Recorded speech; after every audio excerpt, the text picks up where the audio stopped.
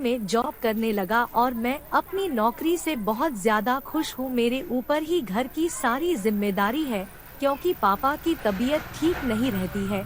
जब से पापा की तबीयत खराब हुई है उन्होंने भी नौकरी छोड़ दी है और मेरे ऊपर ही मेरी छोटी बहन की शादी की जिम्मेदारी है। मैं चाहता हूँ कि मेरी बहन की शादी मैं बड़े धूमधाम से करूँ। हालांकि मेरी जॉब अभी कुछ समय पहले ही लगी थी, लेकिन मैं चाहता था कि मेरी बहन का रिश्ता एक अच्छे घर में हो और पापा मम्मी भी यही चाहते थे। मैं जयपुर का रहने वाला हूँ और जयपुर में कभी कभार ही जाया करता था क्योंकि मुझे मेरी जॉब से समय नहीं मिल पाता था। एक दिन मेरे पापा का फोन मुझे आया हुआ था और जब मैं उनसे बात कर रहा था तो उन्होंने मुझे बताया कि बेटा हम लोग काजल के लिए अब रिश्ता ढूंढने लगे हैं। मैंने पापा से कहा कि पापा हम लोग काजल के लिए अच्छा रिश्ता देखेंगे। पापा कहने लगे कि हाँ बेटा हम लोग काजल के लिए अच्छा लड़का ढूंढ लेंगे, तुम बिल्कुल भी चिंता मत करो। मेरे परिवार वालों ने काजल के लिए रिश्ता ढूंढ लिया था और वह लोग काफी अच्छे परिवार से थे। सब लोग शादी के लिए तैयार हो चुके थे, इसलिए अब काजल की सगाई करवानी थी। जब काजल की सगाई होनी थी तो मैंने ही उसकी सगाई का सारा खर्चा उठाया और काजल की सगाई बड़ी ही धूमधाम से हुई। काजल की सगाई भी हो चुकी थी और सब लोग चाहते थे कि जल्द से जल्द काजल की शादी हो जाए। मैंने भी पापा से कहा कि पापा मैं चाहता हूँ कि काजल की शादी जल्द से जल्द हो जाए। पापा ने कहा कि हाँ बेटा लेकिन उसके लिए हमें पैसों की जरूरत पड़ेगी। मैंने पापा से कहा कि उसकी आप बिल्कुल भी चिंता मत कीजिए, मैं सब कुछ मैनेज कर दूंगा। पापा को मुझ पर बहुत ज्यादा भरोसा है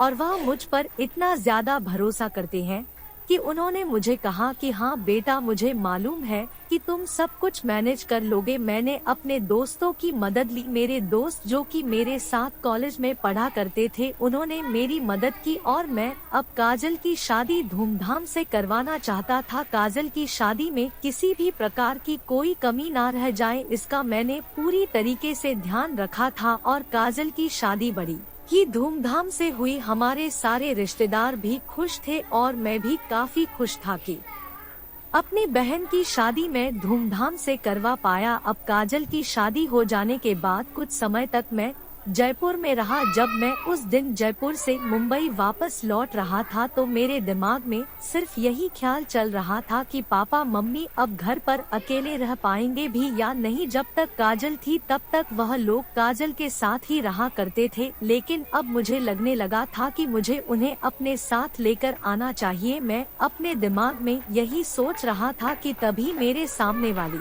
सीट पर मैंने देखा कि एक लड़की बहुत ज्यादा परेशान दिखाई दे रही थी। मुझे उसे देखकर कुछ ठीक नहीं लग रहा था। काफी देर तक तो मैंने उससे कुछ बात ही नहीं की, ना ही उसने आसपास में किसी से कुछ बात की। उसने अपना मोबाइल चार्जिंग पर लगाया तो मैं उसकी तरफ देखे जा रहा था। उसके चेहरे की परेशानी साफ नजर आ रही थी, वह किसी न किसी बड़ी परेशानी से गुजर रही थी। तो मैंने सोचा कि क्यों ना मैं उससे बात करूं। मैंने उससे इस बारे में बात की तो उसने मुझे कहा कि नहीं मैं ठीक हूं। मैंने उसे कहा कि अगर तुम्हें कोई परेशानी है तो तुम मुझे बता सकती हो। वह कहने लगी नहीं मैं ठीक हूँ और उसके बाद वह मुझसे बातें करने लगी थी। मुझे नहीं मालूम था कि वह मुंबई में ही रहती है, लेकिन जब वह मुंबई रेलवे स्टेशन पर उतरी तो मैंने उसे कहा कि आपको कहाँ जाना है। वह मुझे कहने लगी कि मुझे मेरी फ्रेंड के पास जाना है। आखिरकार उसने मुझे सब कुछ सच बता ही दिया। वह कहने लगी कि घर में मेरी सौतेली माँ है जो कि मुझे बिल्कुल भी प्यार नहीं करती है और वह मेरा रिश्ता किसी ऐसे लड़के के साथ करना चाहती है जो कि मुझे बिल्कुल भी पसंद नहीं है, इसलिए मैं घर से बिना बताए ही आ गई हूँ। मैंने कावेरी को कहा कि तुम बेवजह ही परेशान हो रही हो तो कावेरी मुझे कहने लगी कि नहीं मैं अपनी फ्रेंड के पास चली जाऊंगी। मैंने कावेरी को उसकी फ्रेंड के घर पर छोड़ दिया था और उसके बाद मैं अपने घर पर चला आया था। लेकिन मुझे जब भी कावेरी का ख्याल आता तो मुझे यही लगता कि कावेरी के साथ कितना गलत हुआ है। मैंने उस दिन कावेरी को फोन किया, मैंने कावेरी से उसका नंबर ले लिया था और उसके बाद भी मैं कावेरी की काफी बार मदद करता। कावेरी और मैं एक दूसरे को अच्छे से समझने लगे थे और कहीं कहीं ना कहीं हम दोनों एक दूसरे को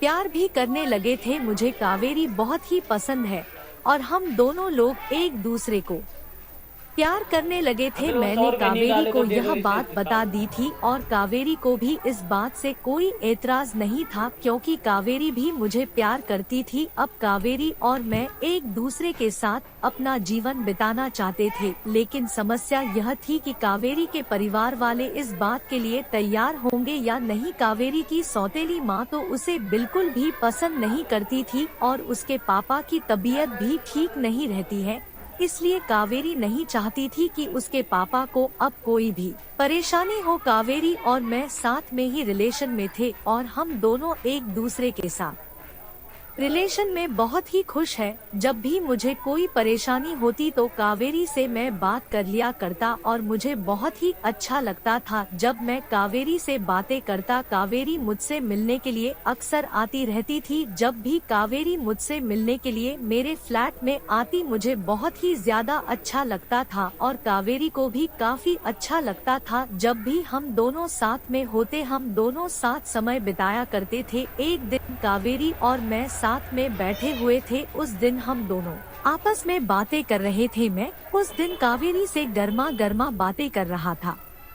मैंने और कावेरी ने उससे पहले कभी भी एक दूसरे को किस नहीं किया था, लेकिन यह पहला मौका था जब मैंने कावेरी के रसगुल्ले को चूम लिया था और कावेरी को इस बात से कोई एतराज नहीं था। मुझे बहुत ही अच्छा लगा था जब मैं कावेरी के रसगुल्ले को चूम रहा था। कावेरी की गर्मी बढ़ने लगी थी, वह इतनी अधिक गर्म हो चुकी थी, वह बिल्कुल भी रह नहीं पाई। वह मुझे कहने लगी मुझसे बिल्कुल भी रहा नहीं जा रहा है। मैं और कावेरी अब गर्म हो चुके थे। मैंने जैसे ही कावेरी के बदन से कपड़े उतारने शुरू किए तो उसके संतरे को देखकर नागराज खड़ा होने लगा था। मैं कावेरी के संतरे को महसूस करने लगा था। कावेरी के संतरे को बहुत देर तक महसूस किया। कावेरी को मैंने गर्म करके रख दिया था, वह बहुत ज्यादा गर्म होती चली गई थी। उसकी गर्मी इतनी बढ़ चुकी थी, मुझे बहुत ही अच्छा लग रहा था जब मैं और कावेरी एक दूसरे के बदन को गर्म करते जा रहे। मैं